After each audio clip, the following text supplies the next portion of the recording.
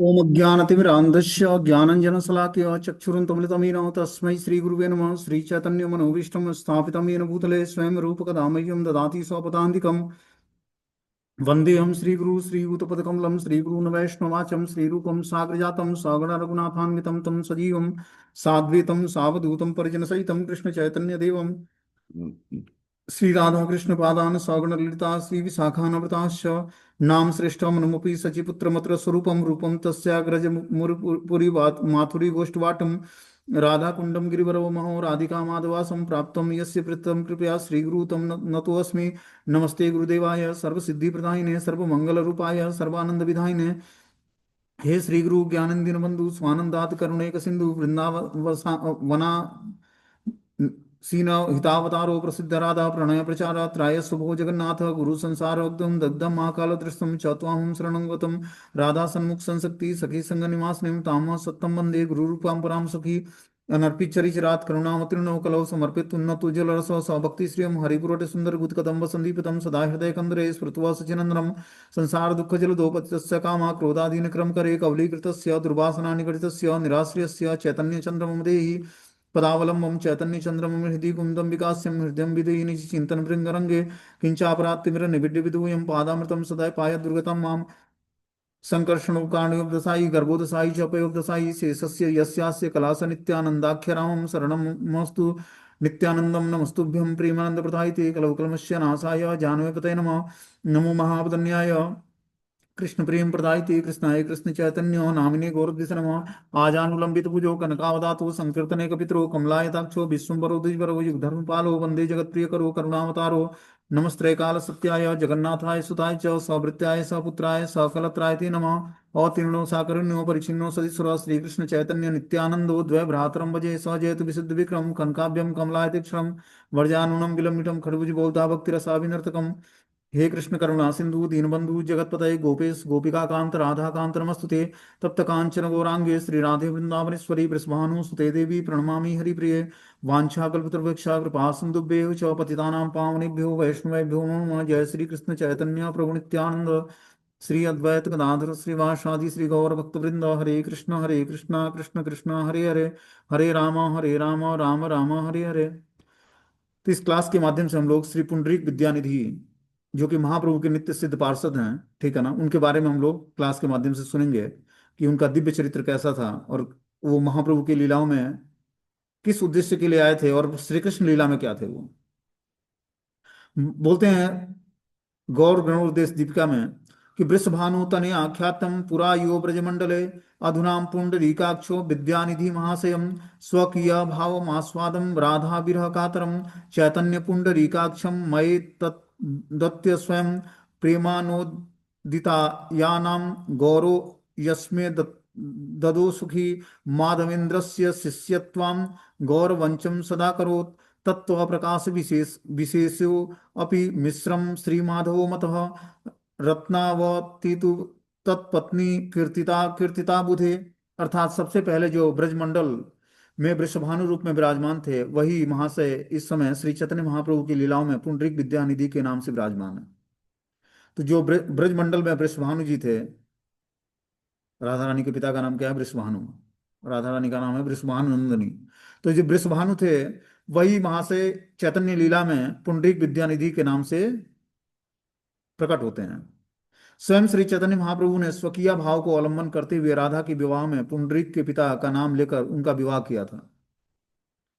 गौरचंद्र ने ही आकर्षक आर्या प्रेम निधि की डिग्री दी थी और माधवेंद्र पुरी के शिष्य होने के कारण श्रीमन महाप्रभु ने उनका सम्मान करते थे। तो ये जो पुंडरीक विद्यानिधि थे ये माधवेंद्र पुरी पाद जी के शिष्य थे, इसलिए महाप्रभु बहुत ही सम्मान देते थे क्योंकि महाप्रभु ईश्वर पुरीपाद जी के शिष्य थे और ईश्वर पुरीपाद ये पुंडरीक विद्यानिधि के गुरु भाई थे। माधव मिश्र ये ही प्रकाश माने जाते हैं, बता रहे हैं कि ये श्री माधव मिश्र के प्रकाश माने जाते हैं। उनकी पत्नी का नाम रत्नावली था और पंडित व्यक्ति की पत्नी को वृषभानु पत्नी कीर्तिदा कहते हैं। तो जो इनकी पत्नी थी रत्नावती उनको कीर्तिदा नाम कहते हैं कि जो पिछले जन्म में कीर्तिदा थी वही इस समय रत्नावली के नाम से प्रकटित हुई हैं और ये पुंडरीक विद्यानिधि की पत्नी है। पिता बनेश्वर और माता गंगा देवी को अवलंबन करके पुंडरीक विद्यानिधि प्रभु चट्टग्राम चक्रशाला में माघ मास की बसंत पंचमी शुक्ल पंचमी तिथि को आविर्भूत रूप में चित्रित किया गया है कि ये बसंत पंचमी के दिन, माघ मास की जो बसंत पंचमी है, जो सरस्वती पूजा के नाम से दिन जाना जाता है, तो उसी दिन ये शुक्ल पंचमी के दिन आविर्भूत हुए थे। कहाँ पर? चट्टग्राम, बंगाल में। चट्टग्राम के उत्तर की ओर अटजारी थाना है। उक्ति से एक कोस पूर्व मेखला नामक ग्राम में पुंडरीक विद्यानिधि का जन्म स्थान है। विद्यानिधि के जन्म बाघिया ग्राम, जिला ढाका के निवासी वरेंद्र श्रेणी के विप्र थे, जो पुंडरीक विद्यानिधि चट्टग्राम चक्रसाला ग्राम के प्रसिद्ध धनाढ़ मठ में थे। आगे बता रहे कि प्रेम विलास में एक प्यार आता है कि चट ग्रामे चक्रसाला ग्रामे जमींदार, अति धनी हय अति शुद्ध आचार, वरेण्य ब्राह्मण्य हय कुला से उत्तम, पुंडरीक विद्यानिधि हय तारा नाम, क चाति ग्रामे करे बसति, नवद्वीपे असी कह करे न स्थिति, भेन्द्र माधवेंद्र पुरीर शिष्य एहि महाशय। श्री विद्यानिधि प्रभु गंगा के तट पर वास करने के लिए चक्रसाला चट्टग्राम से श्री नवदीप धाम में पहुंचे थे। कि चट्टग्राम से ये नवदीप धाम में गंगा के तट पर निवास करने के लिए पहुंचे थे। अंतर्यामी श्रीमन महाप्रभु ने पुंडरीक विद्यानिधि प्रभु के नवदीप आने की इस इच्छा को पहले ही जान लिया था, क्योंकि महाप्रभु के जितने भी सिद्ध पार्षद थे सब महाप्रभु के आदेश के अनुसार उन्होंने अलग अलग जगहों पर जन्म लिया था। लेकिन महाप्रभु के प्रकट होने के बाद लीलाओं में पार्टिसिपेट करने के लिए सभी जो है नवदीप में इकट्ठे हो जाते हैं। उनके आने से पहले ही, अर्थात उनके नवदीप पहुंचने से पहले, पुंडरीक अरे मेरे बाप रे बंधु रे कहकर अकस्मात क्रंदन करने लगे। भक्तों द्वारा इसका कारण पूछे जाने पर उन्होंने पुंडरीक विद्यानिधि का परिचय इस प्रकार दिया कि पुंडरीक विद्यानिधि का चरित्र अति अद्भुत है। उनका नाम श्रवण करने से संसार पवित्र हो जाता है, किंतु वे विषयी भोगों की तरह वस्त्र पहनते थे और विलासी द्रव्यों के साथ रहते थे।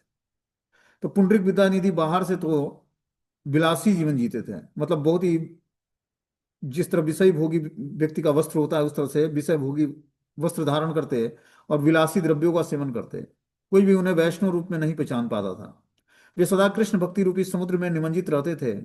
गंगा का अपने पैरों से स्पर्श न हो इसलिए वे कभी भी गंगा स्नान नहीं करते। रात्रि को दूर से ही गंगा का दर्शन कर लेते। दिन के समय लोग गंगा में कुल्ला, दंत धावन और केश संवारना जैसे अनाचार करते हैं। इससे दुखी होकर वे दिन में कभी भी गंगा का दर्शन करने नहीं आते थे, परंतु वे गंगा जल पान किए बिना कभी भी विष्णु विष्णु पूजा नहीं करते थे। चट्टग्राम और नवदीप दोनों स्थानों पर ही उनका घर था। शीघ्र ही वे नवदीप आ पहुंचे। विषयी व्यक्तियों जैसा व्यवहार देखकर एकदम उनको पहचान कोई नहीं उनको पहचान पाता था। उनके दर्शन न कर पाने के कारण मैं अपने आप को अशांत अनुभव कर रहा हूँ। तो महाप्रभु बता रहे हैं कि उनका दर्शन न करने के कारण ही मैं अशांत हूं और मैं बाप रे बंधुरे कहकर मैं आवाज चिल्ला रहा हूँ। नौ दीपक हरिला ईश्वर प्रकाश, विद्या निधि ना देखिया छाड़े घन श्वास, नित्य करी उठिया बसिया गौरराय, पुंडरीक बाप बलि कांदे उबराय, पुंडरीक आरे मोरे बाप रे बंधुर, तबे तो माँ देखी वे आरे रे बापा रे। अनुमान है कि जिस समय श्री अद्वैताचार्य श्री माधवेंद्रपुरी पाद से दीक्षित हुए थे, उसी समय पुंडरीक विद्यानिधि प्रभु ने श्री माधवेंद्रपुरी पाद को गुरु रूप में वर्ण किया था। श्री माधवेंद्रपुरी पाद के शिष्य होने के कारण श्रीमन महाप्रभु जी अपने गुरुदेव के गुरु भाई समझकर पुंडरीक विद्यानिधि को मर्यादा प्रदान करते थे। कि महाप्रभु चैतन्य देव के गुरु का नाम ईश्वरपुरी पाद था और पुंडरीक विद्यानिधि के गुरु का नाम माधवेंद्रपुरी पाद था। तो ईश्वरपुरी जी माधवेंद्रपुरी पाद से दीक्षित थे और पुंडरीक विद्यानिधि भी माधवेंद्रपुरी पाद से दीक्षा लिया हुआ था। तो इस तरह से महाप्रभु के ये परम गुरुदेव थे, इस कारण से बहुत ही रिस्पेक्ट प्रदान करते थे। श्री चैतन्य चरितामृत में भी श्री कृष्णदास कविराज गोस्वामी ने लिखा है कि पुंडरीक विद्यानिधि बड़ शाखा जानी, यार नाम लैया प्रभु क्रांदिते अपनी। श्री गदाधर पंडित गोस्वामी श्री मुकुंद दत्त श्री वासुदेव दत्त चट्टग्राम के निवासी होने के कारण श्री पुंडरीक विद्यानिधि प्रभु से परिचित थे। श्री गदाधर पंडित गोस्वामी के पिता श्री माधव मिश्र के साथ पुंडरीक विद्यानिधि की विशेष घनिष्ठता थी। श्री मुकुंद दत्त पुंडरीक विद्यानिधि के अलौकिक चरित्र और वैष्णवता से परिचित थे, परंतु श्री गदाधर पंडित गोस्वामी ने चट्टग्राम के निवासी होते हुए भी पुंडरीक विद्यानिधि के स्वरूप को न जानने की लीला का अभिनय कर रहे थे। जिस समय पुंडरीक विद्यानिधि प्रभु नवदीप में आकर रह रहे थे, उसी समय मुकुंद दत्त एक दिन गदाधर पंडित को अपूर्व वैष्णव को दर्शन कराने के लिए पुंडरीक विद्यानिधि के पास ले गए। महाप्रभु के आदेश से मुकुंद दत्त एक दिन गदाधर पंडित को एक वैष्णव से मिलाने के लिए ले जाते हैं, जो वैष्णव थे पुंडरीक विद्यानिधि।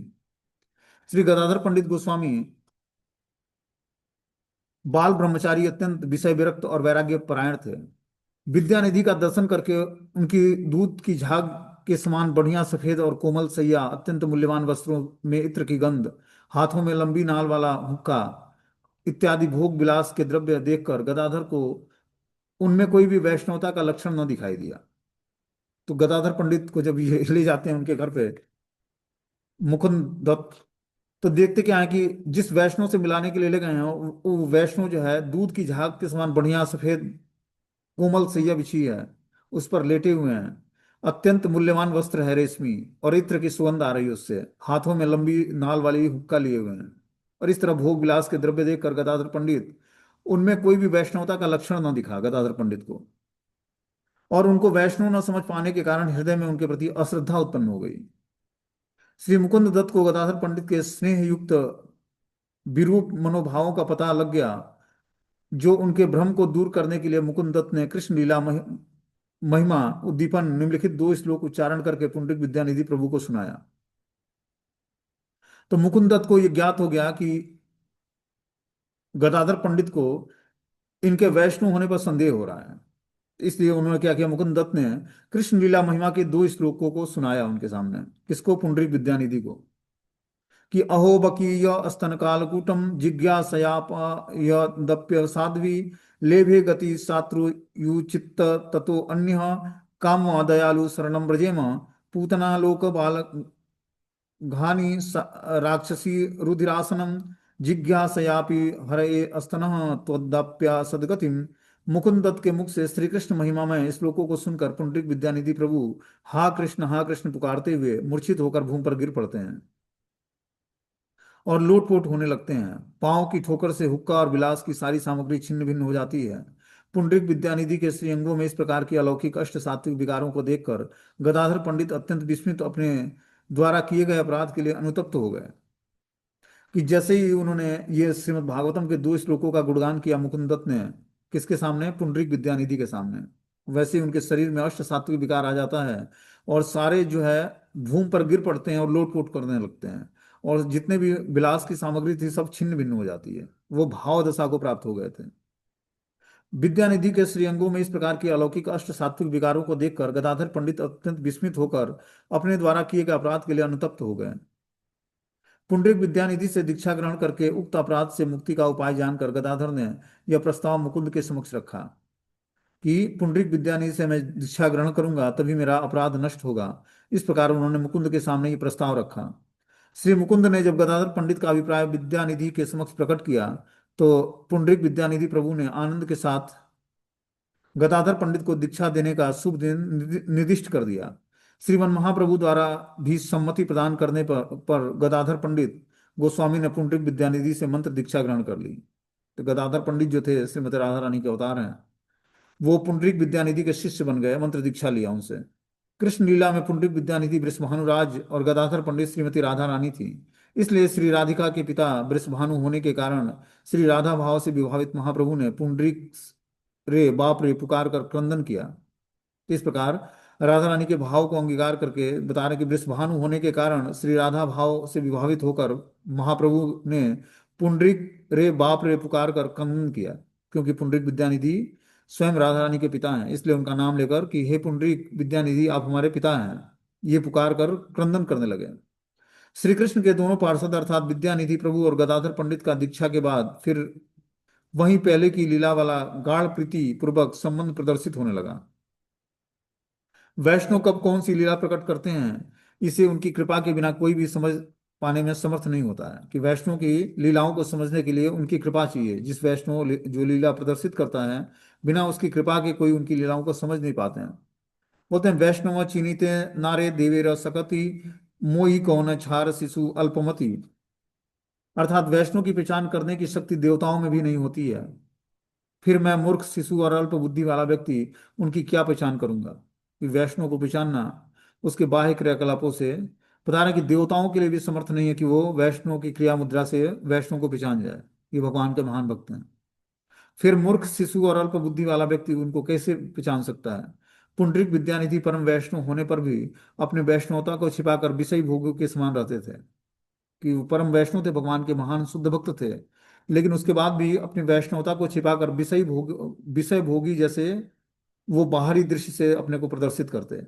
सांसारिक ज्ञान से तथा अपनी चेष्टा से भगवान को और वैष्णव को पहचाना नहीं जा सकता है। श्रील भक्ति सिद्धांत सरस्वती ठाकुर ने चैतन्य भागवत के गौड़ी भाष्य में इस प्रकार लिखा है, कृष्ण की लीला के विषय में सांसारिक ज्ञान से समझ में आने वाली नहीं है। किसी किसी समय भक्त भी विषयी लोगों का सा आचरण करते हुए जगत के जीवों को की वंचना करता है। साधारण भोग दृष्टि वाले मूढ़ विचारक कृष्ण को भौतिक आसक्त नायक समझकर उनके प्रति श्रद्धाहीन हो बैठते हैं तथा कोई कोई उन्हें जन्मने और मरने वाले ऐतिहासिक पुरुष समझकर उनके वास्तविक स्वरूप से अपरिचित रहता है। इस भौतिक संसार में भी कृष्ण को एक भौतिकतावादी नायक समझकर उनके प्रति श्रद्धाहीन व्यक्ति हो जाता है। जिस तरह एक नायक होता है, नायक मतलब हीरो, वो इस भौतिक संसार में बहुत सारी अपने लीलाएं प्रदर्शित करता है, उसी तरह कितने लोग कृष्ण को भी उसी तरह का एक नायक समझ लेते हैं और उनके प्रति श्रद्धाहीन हो बैठते हैं। कोई कोई जन्मने और मरने वाले ऐतिहासिक पुरुष समझकर उनके वास्तविक स्वरूप से अपरिचित रहते हैं। कोई व्यक्ति उनको साधारण मनुष्य के समान समझता है, जिस तरह साधारण मनुष्य जन्म लेता है और उसकी मृत्यु हो जाती है, उसी तरह वो कृष्ण को भी समझते हैं। कृष्ण भी नंद बाबा और यशोदा मैया के को माध्यम बनाकर और जन्म ग्रहण करते हैं, या वसुदेव और देवकी को माता और पिता स्वीकार करके जन्म ग्रहण करते हैं। तो भगवान का जन्म और कर्म जो है दिव्य स्तर पर होता है, लेकिन एक साधारण जीवात्मा का कि जन्म और कर्म से भगवान के जन्म और कर्म की तुलना नहीं की जा सकती है। लेकिन जो मूढ़ व्यक्ति होता है, मूर्ख होता है, वो उसकी तुलना करता है। बोलते हैं कई बार तो कृष्ण के भक्त भी अयोग्य व्यक्ति के आगे अपनी वास्तविक स्वरूप को प्रदर्शित करने में संकोच कर विषयी व्यक्तियों जैसा अभिनय करते हैं। जो बाहर का वेश देखकर भ्रमित हो जाता है, उसके लिए प्रच्छन्न गौर अवतार में पुंडरीक विद्यानिधि ने अपने आप को विषयों के आसन पर आसीन किया था। तो इस तरह से जो उनका आसन था जिस पर वो विश्राम कर रहे थे, वो बहुत ही एक विषयी व्यक्ति की तरह था। मतलब सफेद मखमल का चादर बिछा हुआ था, उस पर लेटे हुए थे, मुलायम गद्दे बिछे हुए थे और रेशमी वस्त्र पहना हुआ था और हाथ में हुक्का लिए हुए थे। तो कौन उनको वैष्णव समझेगा। एक दिन पुंडरीक विद्यानिधि प्रभु महाप्रभु के दर्शन की उत्कटता से घोर रात्रि में महाप्रभु के पास पहुंचे और महाप्रभु के दर्शन करने मात्र से प्रेम विह्वल होकर मूर्छित हो गए। यहाँ तक कि वे उनको दंडवत प्रणाम भी नहीं कर सके। महाप्रभु भी अपने प्रियतम भक्त विद्यानिधि प्रभु के दर्शन के लिए व्याकुल थे। सो उन्होंने भी उसी समय विद्यानिधि को अपने वक्षस्थल से लगाकर उनके कलेवर को प्रेमाश्रुओं से अभिषिक्त कर दिया। महाप्रभु द्वारा पुंडरीक प्रेम निधि इत्यादि शब्दों द्वारा बुलाने एवं क्रंदन करने से भक्त समझ गए कि विद्यानिधि प्रभु महाप्रभु के प्रियतम हैं। विद्यानिधि प्रभु भक्तों में आचार्य निधि के नाम से प्रसिद्ध थे। तो जो पुंडरीक विद्यानिधि थे, ये भक्त समाज में आचार्य निधि के नाम से जाने जाते थे। पुंडरी का बाप बलि कांदिया ईश्वर, बाप देखी लाम आजी नयन गोचर, निद्रा हेते आजी उठी लाम शुभ क्षणे, देखी लाम प्रेम निधि साक्षात नयन। महाप्रभु पुंडरीक बाप कहकर रोने लगे और साथ ही कहने लगे कि आज ही मैंने अपने नयनों से अपने पिता का को देखा है। आज मैं शुभ घड़ी में निद्रा से उठा, तभी तो अपने प्रेम निधि का साक्षात इन नयनों से दर्शन कर पाया। श्रीमन महाप्रभु ने जिस समय अपने पार्षदों के साथ श्रीवास आंगन में कीर्तन विलास किया करते थे, उस समय उनके पार्षदों में पुंडरीक विद्यानिधि भी थे। मतलब जो महाप्रभु श्रीवास आंगन में नृत्य गान करते, उसमें पुंडरीक विद्यानिधि भी पार्टिसिपेट करते, क्योंकि ये महाप्रभु के नित्य सिद्ध पार्षद थे। महाप्रभु की लीलाओं में उन्हीं को पार्टिसिपेशन मिलता जो भगवान के नित्य सिद्ध पार्षद थे। जो श्रीवास आंगन में रात्रि संकीर्तन होता जागरण करके, उसमें वही भक्त लोग पार्टिसिपेट करते जो भगवान के नित्य सिद्ध पार्षद थे, जिसमें से पुंडरीक विद्यानिधि एक थे। महाप्रभु के आदेश से प्रत्येक घर में जाकर कृष्ण नाम वितरण के द्वारा जीवों का उद्धार करते समय श्रीमन नित्यानंद प्रभु और हरिदास ठाकुर ने जगाई मधाई का उद्धार किया था। जगाई मधाई के उद्धार के पश्चात महाप्रभु द्वारा जगाई मधाई को लेकर भक्तों के बीच बैठने पर जगाई मधाई में बहुत से प्रेम विकार प्रकटित हुए थे। उस समय वहां पर उपस्थित पुंडरीक विद्यानिधि उन्हें देखकर प्रेम से विभोर हो गए थे। श्रीमन महाप्रभु जी की आज्ञा के अनुसार श्री जगन्नाथ की रथ यात्रा के दर्शनों के लिए अद्वैताचार्य के साथ गौड़ देश के भक्त चतुर्मास के समय प्रतिवर्ष नीलांचल आया करते थे। तो जब चतुर्मास शुरू होता तो महाप्रभु की आज्ञा से सारे बंगाली भक्त जो है जगन्नाथ रथ यात्रा के दर्शन करने के लिए अद्वैताचार्य के साथ गौड़ देश के भक्त चतुर्मास में 4 महीने के लिए नीलांचल आते थे। उसी समय रथ यात्रा निकलती थी। नीलांचल की ओर यात्रा करने वाले श्री गौरांग महाप्रभु के पार्षदों में से एक मुख्य पार्षद पुंडरीक विद्यानिधि भी थे। अद्वैत नित्यानंद मुकुंद श्रीवास विद्यानिधि वासुदेव मुरारी यतदास प्रतिवर्षे आई से संगे रहे चारि मास तासभा लैया प्रभु विविध विलास। अर्थात श्री अद्वैताचार्य, श्री नित्यानंद प्रभु, श्री मुकुंद दत्त, श्रीवास पंडित, श्री पुंडरीक विद्यानिधि, श्री वासुदेव दत्त, श्री मुरारी गुप्त और अन्य अनेक भक्त प्रतिवर्ष इकट्ठे होकर आते और पूरी धाम में 4 महीने रहते। इन सबको साथ लेकर महाप्रभु अनेक प्रकार की लीलाएं करते थे। तो इस तरह से सारे ये नित्य सिद्ध पार्षद महाप्रभु के लिए 4 महीने के लिए चतुर्मास में बंगाल से उड़ीसा पुरी धाम जगन्नाथपुरी में आते और महाप्रभु की लीलाओं का दर्शन करते।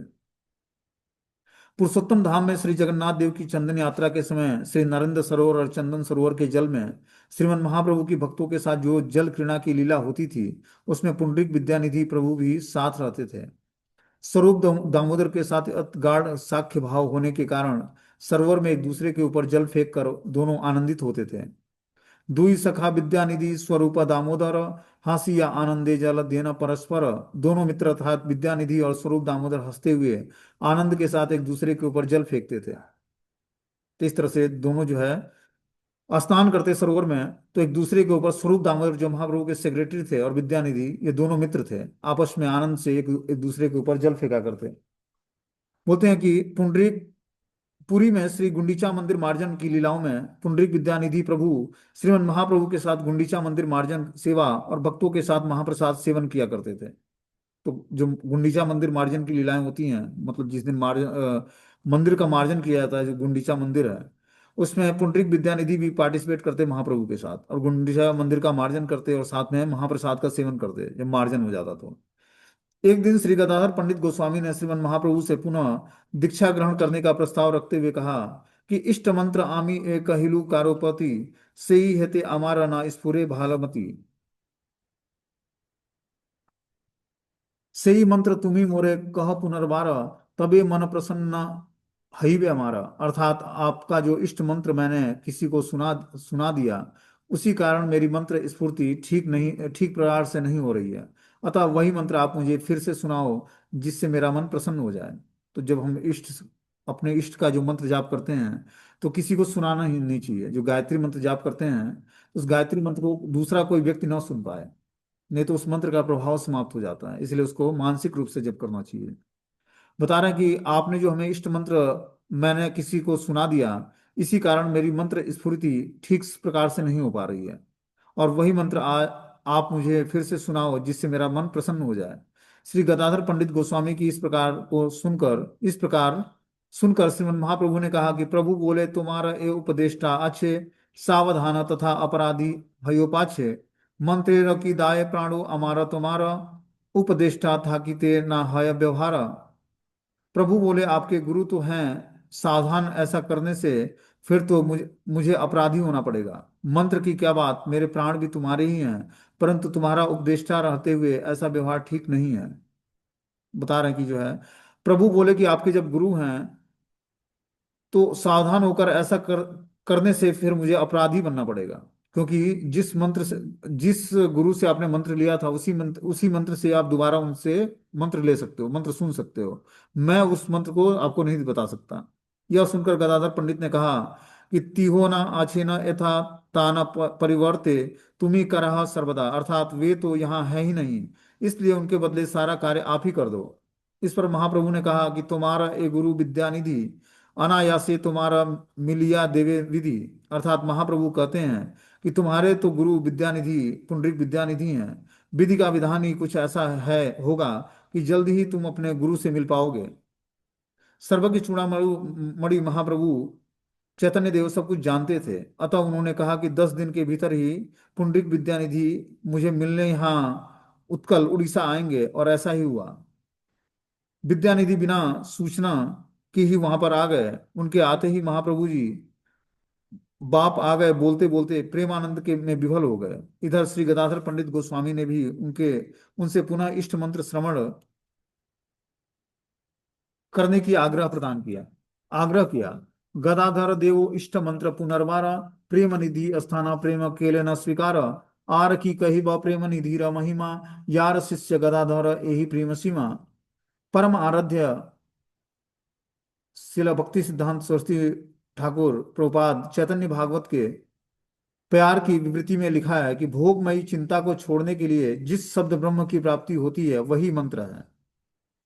कि भोग विलास की जो चिंता है उसको छोड़ने के लिए ही शब्द ब्रह्म की प्राप्ति होती है। जो मंत्र गुरु मुख से हम लेते हैं उस मंत्र की प्राप्ति होने से हमारा भोगमयी चिंता छूट जाता है। अश्रद्धालु भक्त को ऐसे मंत्र का उपदेश करने से उपदेशक के हृदय में मलिनता प्रवेश करती है। कि जो अश्रद्धालु व्यक्ति है, जिसकी श्रद्धा नहीं है मंत्र पर या गुरु पर, ऐसे भक्त को अगर जो हम मंत्र प्रदान कर देते हैं तो जो मंत्र प्रदान करने वाला है उसके हृदय में मलिनता प्रवेश कर जाती है। संग दोष से दिव्य ज्ञान नष्ट होने पर दिव्य ज्ञान को पुनः लेना आवश्यक है। इसी उद्देश्य से श्री गदाधर पंडित गोस्वामी ने श्री गौर सुंदर से उनको पुनः दीक्षा देने का अनुरोध किया, किंतु महाप्रभु ने उनको पूर्व गुरु विद्यानिधि से ही पुनः मंत्र उपदेश सुनने को कहा। कि गौर सुंदर से गदाधर पंडित ने दीक्षा लेने का अनुरोध किया, दीक्षा देने का। लेकिन महाप्रभु ने बोला कि जब आपके पूर्व गुरु विद्यानिधि हैं तो वही आपको मंत्र उपदेश दोबारा सुना देंगे। यहाँ पर शिक्षणीय विषय यह है कि गदाधर पंडित गोस्वामी श्रीमद् महाप्रभु के नित्य सिद्ध पार्षद हैं। उनमें किसी साधन की तरह अनर्थ के उत्पन्न होने की संभावना नहीं हो सकती। उनको केवल निमित्त बनकर महाप्रभु ने शिक्षा दिया कि आप अपात्र को मंत्र का उपदेश करने से मंत्र की ताकत क्षय हो जाती है। और जो कोई अपात्र व्यक्ति है उसको कोई गुरु मंत्र प्रदान कर देते हैं तो उस मंत्र की शक्ति समाप्त हो जाती है और मंत्र साधक के हृदय में पहले की तरह आनंद के साथ स्फुरित नहीं होती है। ऐसी अवस्था में दीक्षा गुरु से फिर वही मंत्र दोबारा सुनने पड़ते हैं। अन्य किसी से श्रवण करना विधि सम्मत नहीं है। कारण यह है कि सदगुरु कभी भी परिवर्तित नहीं है। और जहां तक बात रही गदाधर के यह कहने की कि मुझे मंत्र ठीक से स्फुरित नहीं हो पा रहा है, ये दीनता की बात केवल मात्र लोक शिक्षा के लिए है। ये लोक शिक्षा देने के लिए गदाधर पंडित ने ऐसा महाप्रभु के सामने एक लीला प्रस्तुत किया। और महाप्रभु ने बताया कि जब तक आपके गुरु इस धराधाम पर हैं तब तक आप किसी दूसरे से मंत्र दीक्षा नहीं ले सकते हैं। ठीक है ना। और उन्हीं सतगुरु का वर्ण करके आप दोबारा उन्हीं से उस मंत्र को सुन सकते हैं जो मंत्र उन्होंने पहले दीक्षा में बताई थी। और किसी कारण से आप भूल जाते हैं तो उस मंत्र का स्फुरण करने के लिए आप उसी गुरु के पास जाएंगे, न कि दूसरे गुरु के पास। उड़न खष्टी यात्रा के उपलक्ष्य में जगन्नाथ के सेवकों द्वारा जगन्नाथ बलराम को माड़ से युक्त वस्त्र पहनाए देखकर पुंडरीक विद्यानिधि प्रभु को, जो कि शुद्ध सदाचारी वैष्णव थे, को बिल्कुल अच्छा ना लगा। कि महाप्रभु जो जगन्नाथ जी को वस्त्र धारण कराया जाता है तो उसमें माड़ लगा हुआ था, तो ये देखकर पुंडरीक विद्यानिधि को अच्छा नहीं लगा। जगन्नाथ देव के सेवकों का इस प्रकार आचरण अच्छा न लगने पर उन्होंने अपने सखा स्वरूप दामोदर से कहा कि मंडुआ वसन ईश्वर रे देन के न ए देशेत श्रुति स्मृति कल प्रचुरे तबे के न बिना धोते मंडप परे मंड वस्त्र परे। अर्थात ये लोग माड़ युक्त वस्त्र जगन्नाथ जी को क्यों पहनाते हैं? अरे यहाँ तो श्रुति स्मृति की मान्यता है, फिर श्रुति स्मृति को मानते हुए ये लोग क्यों माड़ वाले वस्त्र जगन्नाथ जी को पहना रहे हैं? इसके उत्तर में स्वरूप दामोदर बोले कि ईश्वर का आचरण लौकिक स्मृति के शासन से अतीत और दोष रहित है। उक्त विचार विद्यानिधि प्रभु के हृदय को प्रसन्न करने वाला न होने के कारण वे प्रत्युत में बोले कि भगवान के संबंध में यह ठीक होने पर भी भगवत दासों के लिए शुद्ध आचार से रहना ही संगत ही है। श्री विष्णु विग्रह निर्गुण होने के कारण वहां पर यह विचार ठीक हो सकते हैं, किंतु सेवक तो निर्गुण ब्रह्म नहीं है, उन्हें तो गुण दोष का विचार करना ही चाहिए। विद्यानिधि प्रभु यद्यपि भगवान के परम भक्त थे, परंतु परम भक्त होने पर भी महाप्रभु ने अपने प्रियजन के माध्यम से जगत वासियों को यह शिक्षा दी कि जगन्नाथ के भक्तों के आचरण में दोष दर्शन करना ठीक नहीं है। तो जैसे भी वस्त्र पहना रहे हैं उनमें दोष दर्शन करना ठीक नहीं है। जैसे हम लोग वस्त्र ले आते हैं तो माड़ उसका पहले निकाल देते हैं, मतलब जो उसमें रिवाइव लगा होता है उसको निकाल कर तब जाकर उसको भगवान को अर्पण किया धो के। लेकिन जगन्नाथ जी के वस्त्र जो जगन्नाथ जी को पहनाया जाता है वो उसी तरह बिना धुले हुए बिना माड़ निकाले ही उसको पहना रहे थे। तो ये बात विद्यानिधि प्रभु को अच्छी नहीं लगी। उन्होंने महाप्रभु के सेक्रेटरी जो थे स्वरूप दामोदर से उनसे शिकायत किया। उन्होंने बोलते हैं कि अतः रात्रि में स्वप्न जगन्नाथ के भक्तों के आचरण में दोष दर्शन करना ये ठीक नहीं है। महाप्रभु ने बुला अपने परिजनों के माध्यम से जगतवासियों को शिक्षा दिया। अतः रात्रि को स्वप्न में भगवान जगन्नाथ और बलराम विद्यानिधि के निकट उपस्थित हुए, और स्वप्न में जगन्नाथ की क्रोध मूर्ति को देखकर विद्यानिधि भयभीत हो गए। उन्होंने स्वप्न में देखा कि जगन्नाथ और बलराम दोनों ही उनके दोनों गालों पर थप्पड़ मार रहे हैं। विद्यानिधि प्रभु द्वारा भयभीत और आर्त स्वर से कृष्ण रक्षा करो, अपराध क्षमा करो चिल्लाते और क्रंदन करने पर जगन्नाथ ने कहा, तोर अपराधे अंतर नाही, मोर जाति मोर सेवकेरा जाति नाही, सकला जानीला तुम्ही रही एठाई, तबे के न रही अच्छे जाति नासा स्थाने, जाति राखी चला तुम्ही आपन भवने। अर्थात जगन्नाथ पुंडरीक विद्यानिधि को कहते हैं कि तुम्हारे अपराध का अंत नहीं है, मेरे और मेरे सेवकों की जाति नहीं होती। यहाँ रहकर जब तुम्हें सब पता चल गया है, तो तब इस जाति नाश के स्थान पर क्यों रहते हो? अपने घर जाओ और अपनी जाति को बचाओ। इस तरह से भगवान जगन्नाथ और बलदेव रात्रि में स्वप्न में आकर उनको बहुत ही मारते हैं और उनको समझाते हैं कि अगर जो तुम जाति नाश के स्थान पर आए हो, यहाँ पर सबर जाति के लोग भगवान जगन्नाथ की सेवा करते हैं, और तुम अपने को ब्राह्मण समझते हो, तो अपने घर लौट जाओ, यहाँ से पुरी से बाहर निकल जाओ। विद्यानिधि प्रभु प्रातः स्वप्न टूटने पर जब उठे, तो उनके गालों पर थप्पड़ों के आघात से निशान पड़ा हुआ था, उनके गाल फूल गए थे। विद्यानिधि की गाल फूली हुई देखकर भक्त हंसने लगे। विद्यानिधि जगन्नाथ के कितने प्रिय हैं, यह घटना ही इसका साक्षात प्रमाण है। भगवान ने स्वयं आकर उन्हें थप्पड़ मारे। आराध्य देव अत्यधिक स्नेहावश ही प्रियजनों पर शासन करते हैं। तो इस तरह से ये महाप्रभु के बहुत ही चैतन्य क्या बोलते हैं, जगन्नाथ जी के बहुत प्रिय भक्त थे, इसलिए जगन्नाथ जी ने इनको थप्पड़ मारा था। सेई रात्रे जगन्नाथ बलाई आसिया, दुई भाड़ चढ़ाना तारे हसिया हालिया, गाल फुलील आचार्य अंतरे उल्लास, बिस्तारी वर्णी या छेना वृंदावन दास। उसी रात को जगन्नाथ और बलराम दोनों भाई आकर हंसते हंसते पुंडरीक विद्यानिधि के गालों पर थप्पड़ मारने लगे। यद्यप गाल फूले हुए थे, तभी पुंडरीक के हृदय में उल्लास था। श्री वृंदावन दास ठाकुर ने इस घटना का विस्तृत रूप से वर्णन किया है कि ए भक्तेरा नाम लैया गौरांग ईश्वर, पुंडरीक बाप बलि कांदे विस्तर, पुंडरीक विद्यानिधि चरित्र सुनीले, अवश्य तहारे कृष्ण पाद पद्म मिले। श्री गौरांग महाप्रभु इन भक्तों का नाम अर्थात पुंडरीक पुकार कर बहुत रोते थे। पुंडरीक विद्यानिधि का चरित्र श्रवण करने से अवश्य ही श्री कृष्ण के चरण कमलों की प्राप्ति होती है। भक्ति रत्नाकर ग्रंथ में इस प्रकार उल्लिखित हुआ है कि श्रीमन महाप्रभु ने श्री राधिका का जन्मोत्सव पुंडरीक विद्यानिधि के घर के पास ही किया था।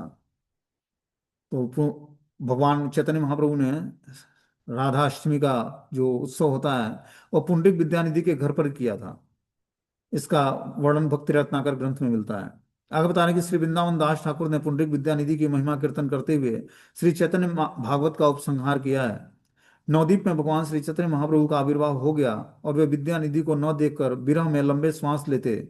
एक दिन श्री गौरांग महाप्रभु नृत्य करते करते अचानक बैठ गए और रो रोकर पुंडरीक बाप पुकारने लगे, और हे पुंडरीक, हे मेरे बंधु, हे मेरे पिता, मैं कब तुम्हारा दर्शन करूंगा, इस प्रकार कहने लगे। पुंडरीक विद्यानिधि की शाखा बड़ी समझनी चाहिए, जिनका नाम लेकर महाप्रभु रोते थे। कि पुंडरीक विद्यानिधि महाप्रभु के शाखाओं में से, मतलब जो शिष्य मंडली की शाखाओं थी या जो नित्य सिद्ध पार्षदों की शाखाएं थी, उसमें ये सबसे बड़े थे।